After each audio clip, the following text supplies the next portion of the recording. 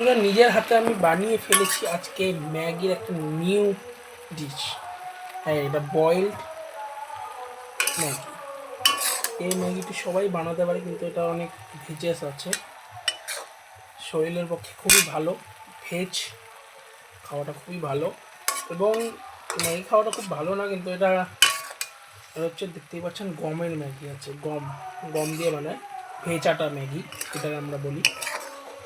সেই ম্যাগিটা আমি এনে করেছি, ঠিক আছে। ম্যাগি খাওয়া ভালো না, তাও বুঝি, তাও করেছি। দেখুন ম্যাগিটা দেখতে এমন ফ্যাকাশে লাগতেই পারে, কিন্তু এটা খাওয়া শরীরের পক্ষে খুবই ভালো। এটার মধ্যে যদি চিকেন দেওয়া হতো তাহলে আরও ভালো হতো, কারণ আমাদের বাড়িতে চিকেন হয় না দেখে আমি চিকেন দেইনি, এবং নিরামিষ বলে চিকেনটা দিইনি, ঠিক আছে।